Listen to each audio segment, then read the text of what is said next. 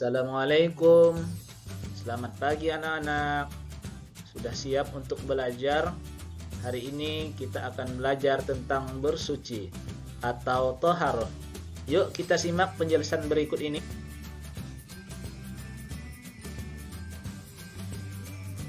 Pengertian bersuci atau toharoh. Bersuci adalah mensucikan diri dari hadas dan najis.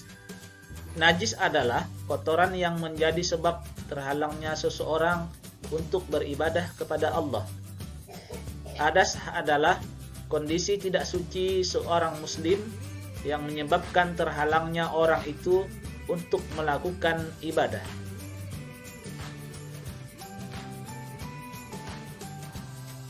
Tahukah kalian apa saja alat bersuci atau benda yang dapat digunakan untuk mensucikan diri?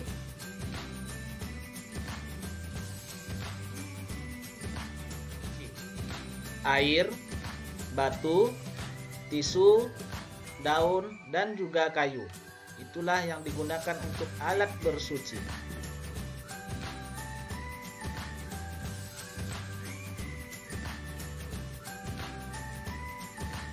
Macam-macam air untuk bersuci. Air untuk bersuci dapat digunakan air hujan, air sumur, air salju, ataupun air sungai, atau air laut, dan mata air.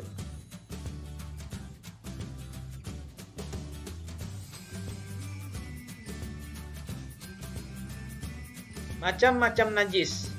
Najis itu dapat dikelompokkan menjadi 3, yaitu yang pertama, najis berat atau najis mukhalazah, najis sedang atau najis mutawasitah, dan yang ketiga adalah najis ringan, yaitu najis mukhaffafah.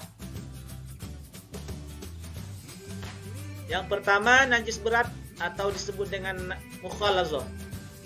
Najis berat yaitu najis anjing dan babi, misalnya terkena darah atau air liurnya. Cara mensucikannya, dibersihkan dengan air yang suci sebanyak 7 kali. Kemudian 1 kali dicampur dengan tanah yang suci.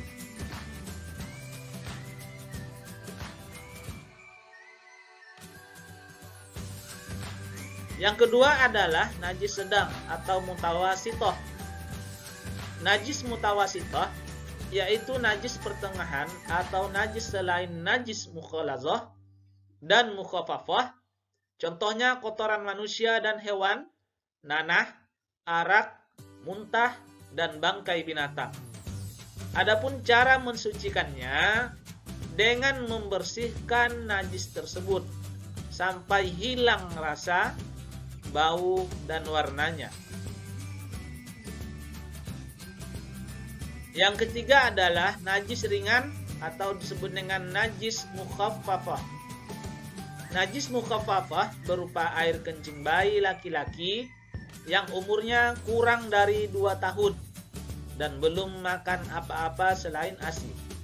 Adapun cara mensucikannya yaitu dengan memercikkan air di atasnya sampai bersih, meskipun bukan di air yang mengalir.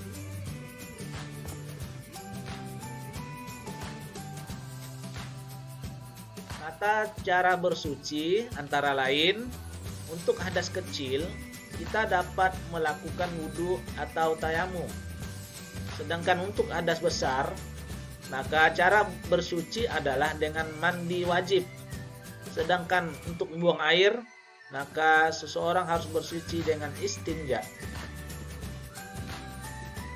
Wudhu.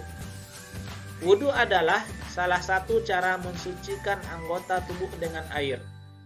Seorang muslim diwajibkan bersuci setiap akan melaksanakan sholat.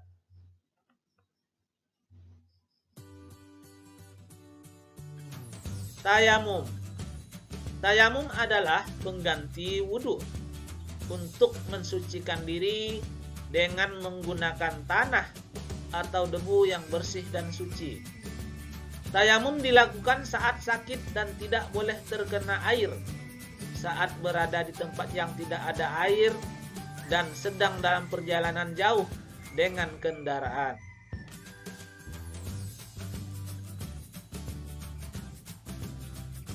Yang terakhir adalah mandi. Mandi adalah bersuci dengan cara meratakan air ke seluruh tubuh dari ujung kepala hingga ujung telapak kaki dengan niat tertentu. Mandi wajib dilakukan apabila 1. Berhenti dari haid dan nifas. 2. Mandi Jumat. 3. Setelah memandikan mayat. Dan yang keempat adalah orang kafir yang baru masuk Islam. Istinja adalah membersihkan diri dari kotoran setelah buang air besar atau buang air kecil. Jika tidak ada air, maka kita dapat membersihkan kotoran dengan tisu. Adapun adab buang air, yang pertama, hendaklah kita menggunakan kaki kiri saat masuk ke kamar kecil sambil membaca doa, Allahumma inni a'udzubika minal khubusi wal khaba'is. Artinya, ya Allah, aku berlindung padamu dari syaitan besar, laki-laki dan perempuan.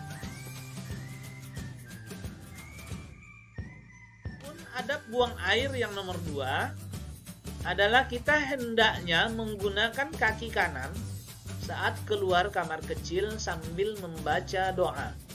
Alhamdulillahilladzi azhaba annil aza wa afani. Artinya, segala puji bagi Allah yang telah menghilangkan kotoran dariku dan menyehatkanku. Seterusnya, adab buang air nomor 3, hendaklah kita menggunakan alas kaki ketika masuk ke kamar kecil. Yang keempat, beristinjalah sampai bersih. Yang kelima, gunakan tangan kiri ketika beristinja. Dan yang terakhir adalah, selesai beristinja, bacalah doa. Adapun doa setelah beristinja, Bismillahirrahmanirrahim. Allahumma hassin farji minal fawakhishi wa zahhir qalbi minan nifaq. Artinya, ya Allah, sucikanlah hatiku dari perbuatan munafik dan peliharalah kemaluanku dari segala kekejian. Seterusnya, adapun manfaat bersuci, yang pertama, menjaga kesehatan. Yang kedua, menjaga kebersihan. Yang ketiga, terhindar dari penyakit.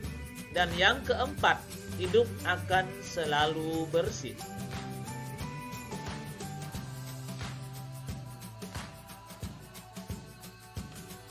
Demikian materi pelajaran yang dapat disampaikan. Terima kasih atas segala kekurangan. Yang benar datangnya dari Allah, yang salah tentunya dari kekhilafan saya pribadi. Saya akhiri dengan wassalamualaikum warahmatullahi wabarakatuh.